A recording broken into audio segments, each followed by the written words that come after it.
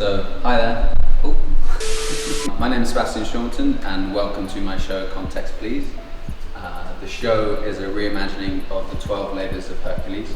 So, the 12 Labours of Hercules, if you don't know, they're these ancient Greek myths where Hercules fights these big mythical monsters. And with each monster, I've sort of reskinned it with a new modern day monster. So, for example, this is the Hydra. Most people know it from the Disney's Hercules, where you chop one head off and two grow. And with that concept, I was thinking about sort of meme culture and how ideas spread, because it's a monster that can multiply. Not many people know, but the word meme comes from the Greek mimesma, which is to imitate, fused with the word gene. A guy called Richard Dawkins coined it in his book, The Selfish Gene, pre-internet. So he was talking about how ideas spread like genes, in that they can be passed down through a generation like a religion can, or they can spread virally. But he was talking about it in the context of books and newspapers, but it was adopted by the internet with sort of meme culture. And in this painting I was thinking about how the more you attack on online ideas, or the more you chop the heads off the monsters of ideas, the bigger the creature can grow until it's so large it sort of can leak into reality. Again, it's on sort of the classic desktop screensaver background, putting you in that context. In the original myth, Hercules seeks the help of his cousin to sort of cauterize the wounds so that they stop multiplying. But with each head, I've replaced it with a different contextual sort of meme. You've got the dark hermit, you've got SpongeBob, you've got Pepe the Frog being severed down here. And it's because it's on that desktop screensaver, I was thinking about how memes can be recycled, and memes act like genes in the sense that there's a meme pool and they respond to selective pressures. So be that humorous pressures or clickbait based ones or controversial ones, that's kind of what determines how big a meme will sort of grow and propagate. And you've got Mr. Clippy down in the corner kind of giving you that definition. But behind the sort of Greek myths of the show, the core of it is to do with the context itself. So with every painting, I've done these plaques which give multiple contexts for the paintings. So you have a meme definition of the painting, a gallery definition, a reimagining of the myth, and then the ancient Greek myth itself. So each painting has that kind of layering of context that are supposed to change your perception of the work the more you sort of read into them, or make your own interpretations.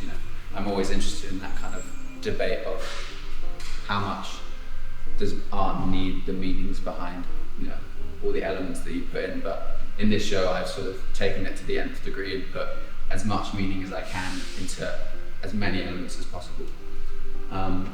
So the painting outside is the Nemean line. There's a sort of thread or context of masculinity that runs throughout the myths, because it's about Hercules, this kind of ancient Greek alpha male sort of archetypal story of what a man should aspire to be. So that being his first labour when he's a young man, I was thinking about the adolescent mind and kind of all the conflicting emotions that a young, well, not just man goes through, but just teenager goes through, all sort of vying for identity. But in the original myths, Hercules wears Tom's hide, or wears the lion's hide as a symbol of his strength throughout the other myths. And I use Tom in a similar way as a metaphor in all the other paintings to kind of signify which character is Hercules in each myth. So you'll see here on the kind of Space Jam Bugs Bunny, you'll have the Tom sort of emblem in there.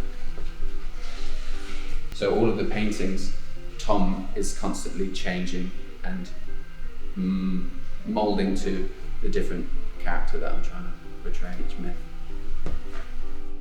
So this is one of Hercules' early labours, known as the Cretan bull, where he has to go to tame this giant bull that's rampaging in Crete. My kind of modern day reskinning, I was thinking about how collective morals have sort of been shaped over time through sport. In ancient Greek times, we used to watch gladiatorial fights to the death in amphitheatres. Mass sport like basketball or football or rugby, what have you, have kind of like slowly steered our morals of what is acceptable as entertainment over time. But how bullfighting is one of the few remaining violent sports that still exists today. I was thinking about how rigged that moral game is. 534 is actually the amount of matadors that have died since the start of bullfighting, compared to some crazy thousands of bulls that die every year. And often, in bullfighting, the bull goes into the ring pre-injured or drugged up. So Bugs Bunny or our hero, is more concerned with the victory or the scoreboard, regardless of kind of the outcome of the opponent.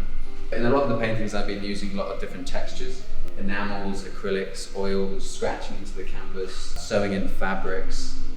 It's the same concept as the contextual idea in that at the core of the show it's to do with the context itself and how people come to images or information with their own preconceptions and context. And I wanted to sort of subvert your expectations. The more you read about it, or in a visual sense, the more you look at it, the more becomes apparent because of all these different textual layers. I've tried to merge them in one composition, that the more you spend time with the painting, the more you're rewarded by your efforts. So running alongside the ancient Greek theme, these pots are based on Greek amphoras. I've been painting in the space over the show's duration, taking suggestions from people, but also illustrating characters and ideas throughout the show. So referencing a lot of the, here's the bull in this painting. You've got, Kermit, you've got the SpongeBob and the Hydra, the Homer Simpson there. So just embodying elements of the show and sort of drawing people in off the street so I can sort of berate them with the context of the show. But I've got two here.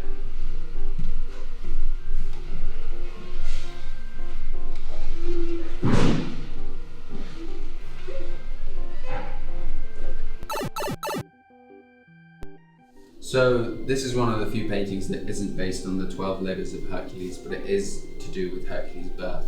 So not many people know, but Hercules was actually a twin. His father Zeus is quite adulterous and is always sleeping around with mortals, women, and also animals, much to his wife's Hera's dismay. And he one night comes down pretending to be this woman's husband, lays with her, and then on the same night her real husband comes back and also impregnates her, and then she ends up giving birth to twins, one of which is half god and one of which is just mortal. So me being a twin myself, I've always been interested in that kind of nature-nurture debate of what determines the sort of person will be. So the snakes and ladders of the conversation can cross over quite a lot, and how much can you climb out of your circumstances, and how much does your nature sort of predetermine the person you'll be. So this is Pain and Panic from the Hercules Disney movie that I'm referencing in this image, because Hera, wife of Zeus, obviously doesn't like that Zeus is creating all these illegitimate children, so she's often spending most of her time trying to, make their lives miserable. So when Heracles and Iphicles are born, she sends snakes to their crypt to kill them effectively, but Hercules, being half god, strangles them and throws them out the cot. This is the Stymphalian birds. In this labor, Hercules has to fight these giant man-eating birds that are rampaging in this swamp. And in the original myth, he ends up using these bronze castanets to scare the birds out of the trees with a lot of noise so he can shoot them down. But in my reinterpretation, I've got a bronze megaphone instead of bronze castanets, and I was kind of thinking about internet discourse and how it can just descend into chaos and just noise, boring and tweeting and whacking. Again, I've got the Tom motif here, signifying that the skipper from the Penguins of Madagascar is the sort of Hercules character here, bashing away at his keyboard, kind of the keyboard warrior, mindlessly just sort of throwing words out into the ether. And I was just thinking about all the most annoying birds in an internet space. So you've got the angry birds, you've got Wingull, you've got the angry goose, and a couple sort of meme references here. This is the Eurymanthian boar. Hercules has to capture this giant boar and bring it back to the king, but I was just thinking about, because there's this thread of masculinity that runs throughout the show because it's about Hercules, this alpha male character. I was thinking about kind of when I was a kid and conversations around video games and kind of how much that would influence like a young child's mind. There's always that saying of the eyes will go square the more games you play. So I was taking that to the nth degree, thinking, the more GameCube you play, the more cubular you become. So you've got the sort of cube-like Tom character playing the Mega Man Hercules, who's fighting the ball vessel 600, 500 BCE dressed in ceramic, which is a reference to a very specific sort of meme. Again, though, using different techniques. This is actually carpet from my bedroom. I made this whole body of work in 2020 during the lockdowns. And I was at my parents' house just using materials and found bits from around the house, including my own bedroom carpet that I tore up from underneath my bed. Is the AUGEAN stables. In the original myth, it's less of Hercules fighting a big monster and more of a sort of impractical, impossible task that's been set for him. And he has to clear out 10,000 bulls worth of dung from these stables in one day. In the original, he ended up diverting 2 rivers through the stables to wash out all the bullshit. So I was thinking about bullshit in a literal sense, and how, in internet spaces, you sort of, the only way to combat negative talk or sort of trolling and bullshit online is counterintuitively through love and affection, or open arms and understanding. So this is a still shot from Ponyo, where the protagonist, it's a very loving scene where she's chasing after a friend. So I wanted to sort of encapsulate that idea of sort of moving or the waves of sort of positivity. And I fused Ponyo with the character Aang from Avatar, because he's a water bender and he can control water. Using the troll character also in this Michelin Man-esque figure. So Michelin Man was associated with cigarettes and in the branding before they were deemed unhealthy. And I did that to sort of signify the addictive quality of, trolling and sort of negative conversations and how people get, caught up in that cycle. But this painting is the BELTOF HIPPOLYTA. Again, you've got the Tom motif signifying the Farquaad character is Hercules. And in this original myth, Hercules is tasked with getting the belt from Hippolyta, who's the queen of the Amazonians. Hercules goes expecting a fight because the Amazonians are these warrior race of women that live independently of men in this matriarchy, and they're known for their fighting skills. So he goes expecting this war, this battle, but in classic ancient Greek, hero fashion, she falls head over heels with him, goes to bed with him, and gives him the belt. And Hera, who's Zeus's wife, who's indirectly setting this task, is so annoyed about how easy it was that she pretends to be one of the Amazonians, causes a war with Hercules' men. Hercules thinks Hippolyta's betrayed him, he stabs her and just takes the belt. And that was just so sudden and sort of, counterintuitive if you were to sort of take that myth and put that in a modern context in light of the Me Too movement, female empowerment, how much more of a fight women would put up today.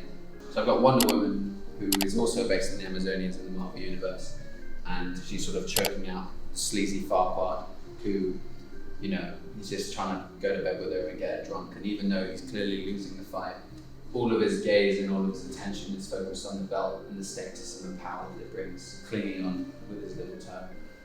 I actually did a lot of the fencing with cake piping icing equipment, and there's a lot of different textures in the fabrics and the hair and sort of comb through, and there's actually gold leaf in the belt. This is untreated canvas again, like a UFC octagon ring would have, canvas floor. The next labor of Hercules is the mares of Diomedes. In this myth, Hercules is tasked with defeating this king who is feeding his people to these wild horses that he has captured. In the original myth, Hercules takes his lover Lolus. It was quite common in ancient Greek times to be bisexual and have sort of male counterparts. And it's interesting kind of how sexuality ebbs and flows over time. So you've got the Spider-Man Hercules here, signified by the Tom shirt, with his SpongeBob partner Lolus taking control of the horses. Hercules ends up feeding the king back to the horses and they sort of tear him to pieces. But this is a meme called The Boys, and this is the Chad, who is sort of the internet's sort of poster boy for the old school idea of sort of alpha male masculinity. And it sort of goes hand in hand with the BELTOF HIPPOLYTA, because I have female empowerment, like this means known as The Boys, so it's kind of like a representation of sort of today's men kind of having to take apart and question old ideas of masculinity. But there's also a part of me that feels sort of sorry for the chap because he's just a product of his own circumstance. It's not throwing the baby out with the bathwater and sort of considering what bits of masculinity need to evolve and change whilst also preserving some elements that are still important. So this is the Scythian hind. In this myth, Hercules is tasked with bringing his golden deer back to the king. The deer is guarded by the goddess Artemis, who tries to kill anyone that tries to take it. So Hercules bargains with the goddess. She says, you know, you can take the deer as long as you return it to me when you finish with it. So Hercules brings it to the king and presents it in the courthouse. And just as the king's about to grab it, he sort of pinches the deer on the back and it sort of bolts out of the courtroom, sparking its bronze hoofs on the marble and therefore satisfying the god's request that he returns it. But the king's upset because he says he hasn't completed it, but because Hercules did it with an audience, it is deemed a successful task. My modern day reskilling, I was thinking about materialism and sort of how the more you pour the Gucci laden Rolls Royce Bambi, the more it's never enough and just out of your reach. So we've got the king here sort of pouring away, and Mr. Stonks is usually associated with financial means in online spaces. You have the sort of stock market arrows and sort of the NPCs that are just sort of onlooking as the audience. But I myself am a sucker for materialistic things as well. Lacoste as being a particular vice of mine. I'm actually wearing a Lacoste belt. I was kind of addressing my own sort of materialistic vices by cutting up Lacoste shirts and sort of embedding them in the paintings and the ties of Mr. Stonks and even branding the painting like it's a sort of product. The actual composition is also based on an old school sort of Winnie the Pooh meme. This painting is called The Golden Apples of Hesperides. Hercules has to bring back these golden apples to the king, and they're guarded by this serpent in this orchard. He ends up shooting the serpent with his arrows quite easily, but then when he goes to pick the apples, he finds that he can't. They disappear every time he tries to take one, and it turns out you can only pick the apples if you're immortal. So he ends up seeking the help of Atlas, who's sort of eternally burdened with holding the sky up. And Atlas agrees with him that as long as Hercules holds the sky for him, he'll go get the apples. So when Atlas returns with the apples, he's got quite used to not having the sort of burden of the sky on his shoulders, and he tries to trick Hercules and says, you know, I'll take the apples to the king if you want, planning never to return. Hercules, kind of seeing through his trick, agrees with it, but then says, but can you just take it away for a moment so I can adjust my sort of pelt, because it's a bit uncomfortable. Atlas, knowing the burden that the sky brings, is happy to sort of oblige with the chance that he may be able to, you know, never have to hold the sky again.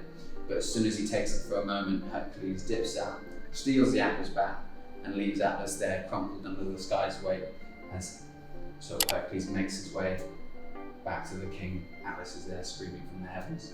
I've replaced Atlas with the Iron Giant because I was thinking about sort of big tech and large tech companies and kind of big data and how it sort of props up the platforms that we sort of consume in online spaces and dictates the sort of bits that we consume. So you've got the Apple logo being eaten throughout the painting to the core, and you have subtle hints at the Tesla logo and the Atlas. This is the cattle of Geryon. In this myth, Hercules has to bring back these cattle to the king. This large herd is guarded by this three-headed monster. The monster has a guard dog, which also has two heads, which is actually the brother of Cerberus. In the original myth, Hercules makes quick work of the giant, but has more of a hard time trying to transport all these cattle from Portugal to Greece. But my modern day reskilling, I was thinking about the fast food industry, and you've got the Herculean Popeye here, who is this sort of OG vegetarian spinach lover. When you become a vegetarian or you sort of make dietary choices to eat less meat, kind of how futile that can feel. Like, how much does the difference of my sort of hippolych projectile really make on the monster that is the food industry? So we've got the Colonel from KFC, Ronald McDonald, and a withering away green giant on the side. But again, using lots of textual elements, half chewed dog toys, my dog's old collar. I probably wore this bow tie to a few black ties when I was younger. And finally, we have Cerberus. So Hercules' final task, he has to go into the underworld to capture the three-headed dog of hell. Hades says he can take it as long as he wrestles it bare hand. I've used Shaggy in this image as he's usually a symbol of omnipotence in online spaces for some reason. He's associated as this super strong meme, so I used him as the final representation of Hercules to show the strength that he's sort of accumulated over time. But running with that theme of masculinity throughout the show, I was thinking about how to grow up, have to take control of your laziness, your anger, and your ignorance. So each collar has sloth, anger, and being a dick. So I've got the appropriate dog based on the sort of characteristics that I'm referencing. So Goofy from Mickey Mouse is the ignorant one, Spike from Tom and Jerry is the angry one, and Droopy as the kind of lazy one on the side. And you can see Shaggy here taking control of the monster, or taking control of his demons with the Scooby snack that's kind of coming off the edge. Again, using relief parts, the stones I actually took from my parents' driveway, encapsulated them into the painting where the dog is kind of screeching to a halt, and bits of leather. And I also sewed elements